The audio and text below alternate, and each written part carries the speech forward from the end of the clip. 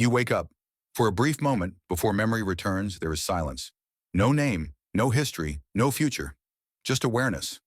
Bare. Open. Then it begins. I am awake. I have things to do. I must be someone again. But who are you? Not your name. Not your job. Not the story you tell yourself when you look in the mirror. Beneath the chatter of your thoughts, behind the curtain of your memories and ambitions, who or what is actually there? Buddhism has a provocative answer. No one. According to the ancient doctrine of Anatta, or no self, the self is not a fixed essence. It's not a soul, not a kernel at your core. It is a process, not a thing. A swirl of perceptions, sensations, thoughts, and cravings, all arising and fading, moment to moment. In Buddhism, the illusion of self is not a mistake of logic. It's the root of suffering. The self is not an object hiding within us. It's a habit, a craving. The mind's attempt to freeze the river, to name the wind.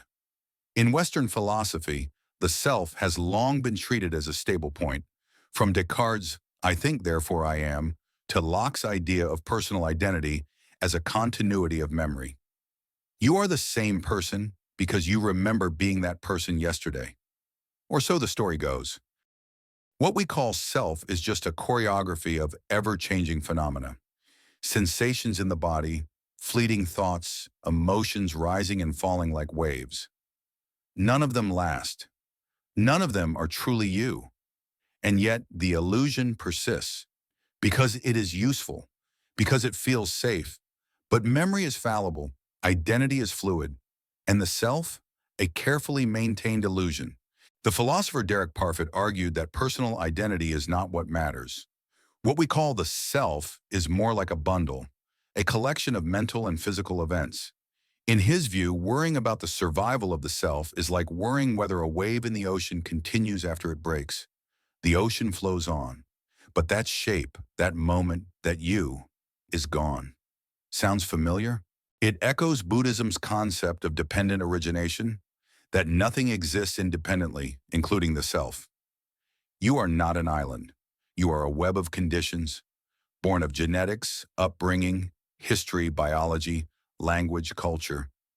Like a flame passed from one candle to the next, continuity is not identity. It is resemblance, sequence, not substance. And still, we cling. We feel the pain of ego, the urge to defend a me from criticism, the fear of death as the annihilation of that story. But what if letting go of the self is not a loss, but a liberation? But the implications, they are unsettling. If there is no fixed self, who suffers? Who chooses? Who loves? Buddhism doesn't deny these experiences. It invites us to see them clearly, without the need to make them permanent. You don't need to be someone to feel compassion. You don't need a solid identity to act wisely. In fact, clinging to identity, to being this, not that, is what limits us. We become trapped in stories we never questioned, roles we never chose. But when you let go, even for a moment, when you sit in silence and the boundaries blur, you might glimpse the truth, that you are not behind the eyes. You are everything the light touches, the breath, the thought, the sound of the birds outside your window. Not the actor, but the stage on which the play unfolds.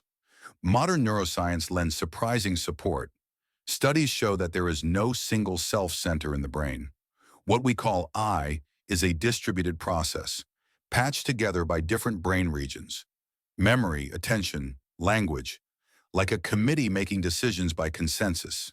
Even in split-brain patients, where communication between brain hemispheres is severed, two separate centers of awareness can emerge, each insisting it's the real me.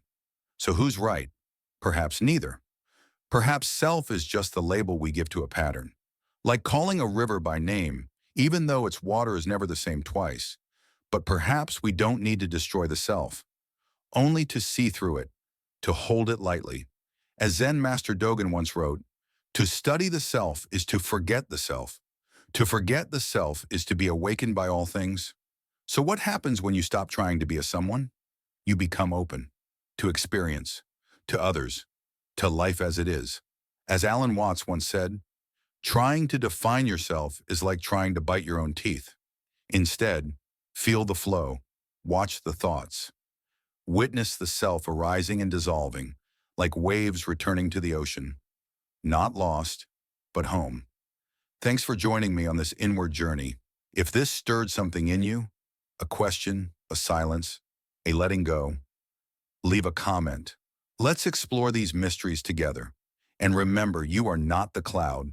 You are the sky, wide, open, unburdened. Until next time, stay curious and stay present.